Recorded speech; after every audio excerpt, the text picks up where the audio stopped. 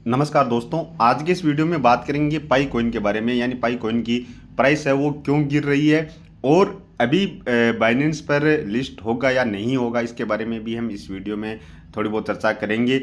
इसके अलावा पाई की प्राइस कहां तक पहुंच सकती है और यदि 14 मार्च को भी वापस से बाउंस बैक करके कहां तक पहुंच सकते हैं, उसके बारे में हम इस वीडियो में बात करेंगे। इसके अलावा पाई की जो जिस भी वैल्यू चल रही है उसके बारे में भी हम बात करने वाले हैं। तो अभी शुरुआत करें। सबसे पहले आप यहाँ पर देख सकते हैं ये वन डे की कैंडल, और वन डे की कैंडल में आप देखेंगे तो ये देख सकते हैं शुरू में 2 दिन गिरने के बाद पाई में एक अच्छा खासा पंप देखने को मिला था और यहाँ पर ये लगभग $3 के आसपास पहुँच गया था। यानी $2.99 यहाँ पर देख सकते हैं, कुछ पर आपको $3 दिखेगा। यानी एक मोटा मोटी देखा जाए तो $3 को पाई ने टच कर लिया था। उसके बाद पाई में वापस से करेक्शन देखने को मिला और ये लगभग $1.5 के आसपास, यानी 1.60 या $1.5 के आसपास पहुंचने के बाद यहाँ से थोड़ा सा वापस से 2-3 दिन यहाँ पर रिकवर करने को देखने को मिला था, रिकवर करते हुए। और उसके बाद वापस 2-3 दिन ये रेड में चला और आज तो देखा जाए तो पाई में अच्छा खासा डंप देखने को मिल गया है। और आज पाई की जो प्राइस है वो 1 पॉइंट लगभग $29 के आसपास पहुंच गई है। यानी वहां से अभी वापस थोड़ा सा रिकवर करा है और 1.38 के आसपास चल रहा है। तो यहाँ पर देखा जाए तो पहला सपोर्ट तो लगभग ये $1.5 के आसपास है। यदि यही कैंडल वापस से $1.5 के ऊपर क्लोज हो जाती है और वापस से यहाँ से इस तरह से बाउंस बैक लेता है तो बहुत अच्छी बात है। अन्यथा हमें पाई है वो लगभग $1.2 के आसपास भी हमें देखने को मिल सकता है। दूसरा सपोर्ट ये है, यहाँ पर आके यहाँ से वापस से बाउंस बैक ले सकता है। और इसके अलावा तीसरा सपोर्ट देखेंगे तो $1 के आसपास देख सकते हैं और उससे भी नीचे जाए तो लगभग वापस से जो पहले वाला है 0.6 डॉलर के आसपास पाई देखने को मिला था, $0.5 के आसपास। ये फिर अगला सपोर्ट इसका रहने वाला है। ये तो हो गई सपोर्ट की बात। और यहाँ से यदि बाउंस बैक ले तो वापस से हमें $2 के आसपास वापस से देखने को मिल सकता है, क्योंकि कहीं ना कहीं देखा जाए तो पाई लगभग इसी रेंज के बीच में ट्रेड करता हुआ हमें आने वाले टाइम में देखने को मिल सकता है। अब बात करें पाई की जो जिस भी वैल्यू है वो कि $3,14,559 जाने वाली है। तो ये मैं आपको बता दूं कि ये सब झूठी बकवास है। इन अफवाहों पर आपको बिल्कुल भी ध्यान नहीं देना है। जो कोइन आप सोच सकते हैं कि $2 के आसपास अच्छे से नहीं टिक पा रहा है, वह कोइन आपको $3,14,559 पर देखने को मिल जाएगा? क्या लगता है आपको? बिल्कुल भी नहीं है, ये असंभव है। अभी मैं आपको इसका मार्केट कैप भी दिखाऊंगा। इसका मार्केट कैप भी लगभग 12.5-13 बिलियन के आसपास चला गया था। वहाँ से अभी ये जो डाउनफॉल देखने को मिला है तो वापस से इसमें करेक्शन, यानी जो मार्केट कैप है वो भी इसका कम हो गया है। तो आपको ये जो जीसीबी वैल्यू है इसके चक्कर में बिल्कुल भी नहीं पड़ना है, क्योंकि इसकी आप सप्लाई देखेंगे तो 100 बिलियन की सप्लाई है और उसमें से अभी आप देखेंगे तो लगभग 7 बिलियन से ऊपर सर्कुलेटिंग सप्लाई में आ चुकी है और धीरे धीरे ये सप्लाई भी बढ़ रही है। कहीं ना कहीं ये यही सप्लाई यदि 1.5 बिलियन या 2 बिलियन के आसपास ही होती तो हम सोच सकते थे कि बाइनेंस पर लिस्ट हो जाए और बड़े बड़े एक्सचेंजों पर लिस्ट हो जाए। उसके बाद ये बुलरन आ रहा है, बुलरन का साल चल रहा है, तो कहीं ना कहीं यदि बुलरन में अच्छा खासा देखने को मिल जाए तो इसकी एक अच्छी खासी वैल्यू आ जाए। लेकिन अब ऐसा बिल्कुल भी नहीं होने वाला है। अभी मैं इसकी प्राइस के बारे में थोड़ा सा आगे जाके और समझाऊंगा, लेकिन उससे पहले बात करें कि ये बाइनेंस पर कब लिस्ट होने वाला है। बाइनेंस पर कहीं ना कहीं देखा जाए तो 27 फरवरी को वोटिंग समाप्त हो गई थी और 86% वोट है वो बाइनेंस पर लिस्ट करने के पक्ष में थे। और उसके बाद भी आप देख रहे हैं लगातार बिल्कुल भी कोई बाइनेंस की द्वारा या नए पाई की टीम के द्वारा बाइनेंस पर लिस्ट करने से संबंधित कोई भी न्यूज़ निकल कर नहीं आ रही है। इसका भी एक कारण है, इसी वजह से भी कहीं ना कहीं मार्केट में जो इस पाई में किसी ने बड़े इन्वेस्टर ने यहाँ पर पैसा लगाया हो, जैसे यहाँ पर ये जो बड़ी बड़ी रेड ग्रीन कैंडल देखने को मिली थी, यहाँ पर किसी हो सकता है किसी बड़े प्लेयर ने पैसा लगाया हो और उसे अब ये न्यूज़ कन्फर्म होती हुई नहीं देखने को मिले तो उसने यहाँ पर जैसे सेल करना शुरू कर दिया हो।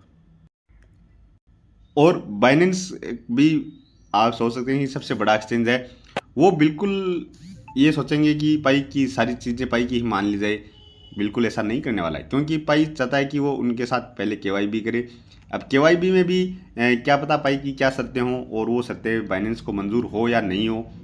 तो ये भी एक कारण हो सकता है, या हो सकता है कि यदि पाई टीम इनकी आपस में शर्तें हैं वो मंजूर हो जाए तो उसके बाद पाई टीम कह दे कि हम 14 मार्च को पाई डे मनाएंगे, तो उसी दिन आप लिस्ट कर दो, ये भी हो सकता है।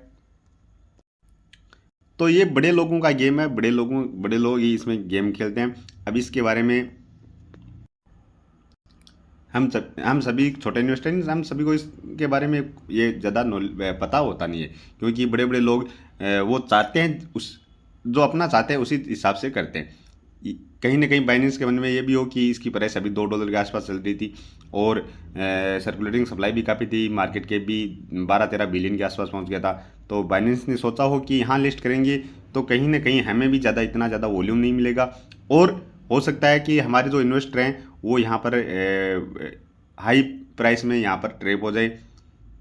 तो ये सोचकर भी हो सकता है कि थोड़ा बहुत इसमें करेक्शन देखने को मिल जाए, या फिर थोड़ा सा हम बिल्कुल भी इसके बारे में न्यूज़ ना दे, तो कहीं ना कहीं इसमें थोड़ा सा करेक्शन देखने को मिल जाए, लगभग $1 के आसपास देखने को मिल जाए, तो उस टाइम हम लिस्टिंग कर दें, जिससे हमारे साथ भी एक अच्छा खासा वॉल्यूम आ जाए, और हमारे जो इन्वेस्टर है हमारे एक्सचेंज पर भी काफ़ी सारे लोगों को फ़ायदा देखने को मिल जाए। तो कहीं ना कहीं ये भी एक पीछे की रणनीति हो सकती है।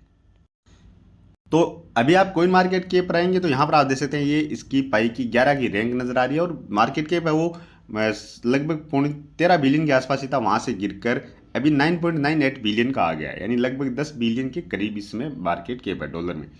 और अभी यहाँ पर देख सकते हैं 22-23% के आसपास इसमें करेक्शन देखने को मिल रहा है। अब मजे की बात यहाँ है कि ये 1 आवर की कैंडल में देखेंगे तो ये देख सकते हैं दो बड़ी बड़ी, एक तो यहाँ पर ये रेड कैंडल बनी है, और एक ये, इन दो रेड कैंडल ने ही पाई की मतलब एक तरह से जान ही निकाल दी है। और अभी आप यहाँ पर देखेंगे तो आपको थोड़ा सा और समझ में आएगा कि ये देख सकते हैं टोटल सप्लाई, मैक्सिमम सप्लाई ये है, सर्कुलेटिंग सप्लाई 7.22 बिलियन, यानी 7 बिलियन से कम थी 3-4 दिन पहले, 6 पॉइंट कुछ बिलियन थी, और वहाँ से 7.2 बिलियन हो गई है। यानी ये सप्लाई कहीं न कहीं जो सर्कुलेटिंग में इतनी तेज़ी से जो सप्लाई आ रही है, यह भी कहीं ना कहीं पाई को नीचे की ओर धकेल रही है, क्योंकि इससे भी थोड़ी सी मार्केट में और नेगेटिविटी आई कि ये हम खरीदेंगे और ये यहाँ पर ये सप्लाई आती जाएगी, तो इस हिसाब से तो हमारी कोई ग्रोथ होने ही वाली नहीं है। तो ये भी एक कहीं ना कहीं आपको बहुत बड़ा नेगेटिव कारण देखने को मिल रहा है, क्योंकि इस समय सर्कुलर जो सप्लाई है वो बिल्कुल भी मार्केट में नहीं आनी चाहिए थी, लगभग 6 बिलियन के आसपास थी, तो 6 बिलियन ही रहनी चाहिए थी, क्योंकि आगे बुल रन भी है। और ऐसे तो यहाँ पर ये सप्लाई आती जाएगी 20 बिलियन आ जाए, 30 बिलियन सप्लाई आ जाए, तो पूरे बुलरन के अंदर ही ये $5 को टच नहीं कर पाए, क्योंकि सप्लाई का बहुत बड़ा मैटर रहता है यहाँ पर। और अभी भी आप देखेंगे तो अब भी $2 जाने के लिए कितना मार्केट कैप चाहिएगा, यानी 14.45 बिलियन डॉलर का मार्केट कैप चाहिएगा $2 पर जाने के लिए। यही पहले $2 पर जब ट्रेड कर रही थी उस टाइम लगभग 12 बिलियन डॉलर के आसपास मार्केट कैप था, उस टाइम भी ये $2 पर ट्रेड कर रही थी, लेकिन अब $2 पर पहुंचेगी तो इसे $2 बिलियन का और मार्केट कैप ज़्यादा इसको लेके आना पड़ेगा, तो आप सोच सकते हैं। और यदि इसकी प्राइस जैसे 5, हम पहले ये सोच रहे थे कि इसकी बाइनेंस पर लिस्ट होगा तो $5 पर चली जाएगी, तो अब कहीं ना कहीं $5 पर जाने के लिए लगभग $35 बिलियन का मार्केट कैप तो अभी के अनुसार चाहिए, 35 से लगभग 36 बिलियन के आसपास। और यदि यहाँ पर 5-6 दिन के अंदर 1 बिलियन सप्लाई और आ जाती है तो 45 लगभग 40 से 42 बिलियन के आसपास यहाँ पर मार्केट कैप चाहिएगा। तो इतना मार्केट कैप इतना जल्दी संभव नहीं है। वैसे असंभव कुछ भी नहीं है, क्योंकि ये क्रिप्टो करेंसी है, इसमें कभी भी कुछ भी हो सकता है, लेकिन आपको मैं ज़्यादातर बताऊं तो अभी जो देखा है वो यही है कि इतना मार्केट कैप पाई का इतना जल्दी नहीं आने वाला है। हो सकता है कि जैसे $20 बिलियन के आसपास इसका मार्केट कैप अभी बाइनेंस पर आ जाए तो वहाँ देखने को मिल जाए, या फिर हो सकता है जैसे 1-2 बड़े एक्सचेंज और भी आ जाएं, जैसे कोइनबेस है, क्रेकन है, ये 3-4 बड़े बड़े एक्सचेंज आ जाए तो 20 बिलियन या 25 बिलियन, हो सकता है मैक्सिमम 30 बिलियन के आसपास इसका मार्केट कैप देखने को मिल जाए।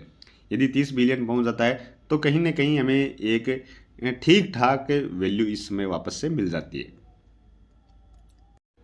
तो अब कहीं ना कहीं देखा जाए तो पाई थोड़ी सी खराब होती जा रही है, क्योंकि जिस तरह से और जो टोकन आए थे उसी राह पर अभी पाई कॉइन भी चलता हुआ कहीं ना कहीं नजर आ रहा है। और यहाँ पर आप मार्केट डोमिनेंस भी देख सकते हैं, 0.36% ये मार्केट डोमिनेंस आ गया है। पहले ये 0.45% के आसपास था, वहाँ से मार्केट डोमिनेंस भी गिर रहा है। तो ये है कुछ सीन इस तरह का, यानी आपको $2 पर जाने के लिए लगभग $14.5 बिलियन का मार्केट कैप चाहिएगा। 3 के लिए लगभग $22 बिलियन का मार्केट कैप चाहिएगा, और 4 के लिए लगभग $30 बिलियन का मार्केट कैप पाई को चाहिएगा। और यदि $5 पर पहुंचे तो उसके लिए लगभग 36 या $37 बिलियन का मार्केट कैप पाई को चाहिए, यानी इतना मार्केट कैप आएगा तो ही $5 पर पहुंचेगा। बाकी आप मुझे अब ये इतना नहीं लग रहा, यदि जल्दी से लिस्ट हो जाए तो हो सकता है $3 के आसपास या मैक्सिमम $4 के आसपास देखने को मिल जाए। बाकी जो पाई की जो जिस भी वैल्यू है वो सब यहाँ पर मुझे ये लग रहा है कि वो सब फट गई हैं, बिल्कुल भी असंभव है। और देखो आपको मैं बताऊँ, यहाँ पर ये सर्कुलेटिंग सप्लाई है 10 बिलियन के आसपास, बहुत जल्दी यहाँ पर मार्केट में सप्लाई आने वाली है। और $30 जाने के लिए कितना चाहिए, $300 बिलियन का मार्केट कैप चाहिए। $60 जाने के लिए $600 बिलियन का मार्केट कैप चाहिए। ये तो सिर्फ $60 ही है, $3,14,000 तो बहुत ज़्यादा दूर है। तो आप यहीं से समझ सकते हैं। तो अभी के वीडियो में इतना ही, और आगे की जानकारी के लिए प्लीज़ आप वीडियो को लाइक कर देना। साथ में ही चैनल पर पहली बार हैं तो चैनल को भी ज़रूर से सब्सक्राइब कर लेना।